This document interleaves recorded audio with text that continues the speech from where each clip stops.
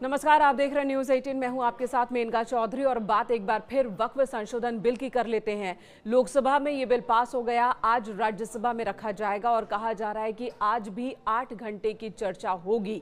8 घंटे का वक्त मुकर्रर किया गया है। हालांकि जरूरत पड़ने पर वक्त में बदलाव भी किया जा सकता है, जैसे कि हमने लोकसभा में देखा। लोकसभा में 8 घंटे ही चर्चा होनी थी, लेकिन हुई कितनी देर? 12 घंटे। 12 घंटे तक पक्ष और विपक्ष के बीच में तीखी बहस हुई वक्फ संशोधन बिल को लेकर और उसके बाद वोटिंग हुई। और जैसे उम्मीद थी कि लोकसभा में बिल पास हो जाएगा, क्योंकि नंबर गेम के मामले में इस बिल के समर्थन में संख्या बल ज्यादा है। 288 वोट पड़े इसके पक्ष में, जबकि 232 वोट पड़े बिल के विरोध में।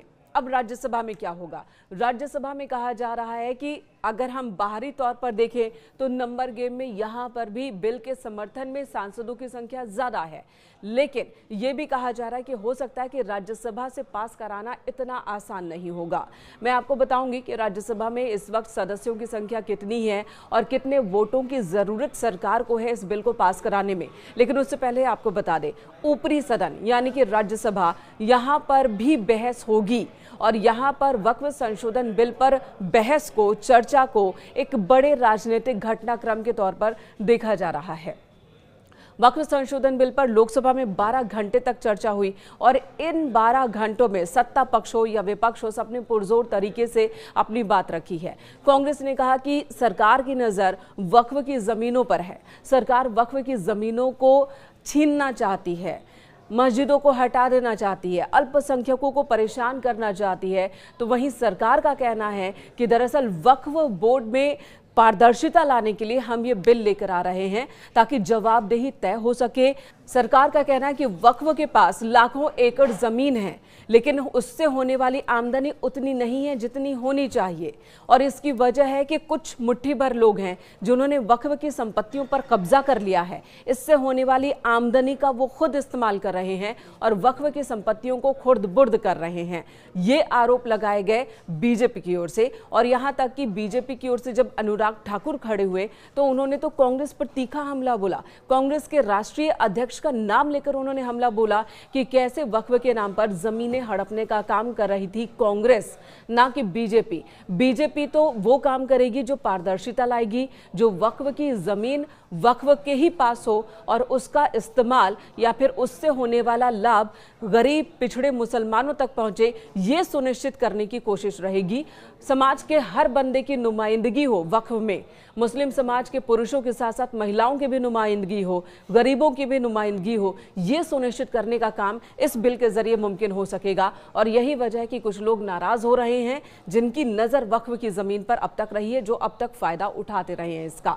अब राज्यसभा की तस्वीर आपको बता दें, राज्यसभा में इस वक्त सदस्यों की संख्या कितनी है, ये सबसे पहले बात कर लेते हैं।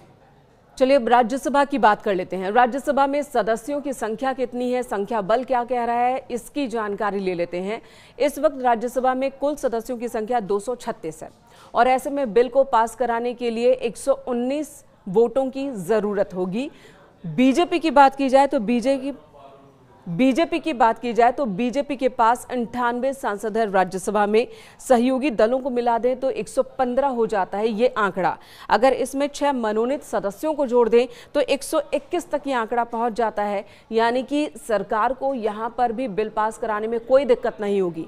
बहुमत का जो आंकड़ा है 119 का, उससे 2 सदस्य ज्यादा हैं, 2 वोट ज्यादा हैं इस बिल के फेवर में। अब बात कर लेते हैं इसके विरोध करने वाले सदस्यों की संख्या की। तो इस वक्त कांग्रेस के पास 27 सदस्य हैं राज्यसभा में, यानी कि कांग्रेस के सांसद 27 हैं। वहीं पर अगर गठबंधन की बात कर ले, INDIA ब्लॉक गठबंधन की बात करें तो कुल सदस्यों की संख्या 85 है। वहीं 7 बीजेडी के हैं, इनमें YSR कांग्रेस के 9 हैं, BJD के 7 हैं, AIDMK के 4 सदस्य हैं। राज्यसभा में 3 ऐसे सदस्य हैं जो ना ही इंडिया गठबंधन में है, ना ही इंडिया गठबंधन से बाहर हैं। तो इनके वोट को अगर इंडिया गठबंधन में जोड़ भी ले तब भी बीजेपी के पास, यानी कि NDA सरकार के पास बहुमत का आंकड़ा मौजूद है। राज्यसभा में भी यहाँ से भी तकनीकी तौर पर बिल पास कराने में बहुत ज़्यादा दिक्कत नहीं आएगी सरकार को। लेकिन कहा यह जा रहा है कि हो सकता है कि आखिरी मोमेंट में कुछ लोग अपना मन बदल ले। ये भी मुमकिन है। कुछ लोग ऐसा दावा कर रहे हैं, खासकर विपक्षी गठबंधन को उम्मीद है कि कुछ लोग जो हैं वो बिल के अगेंस्ट में शायद वोट कर दें।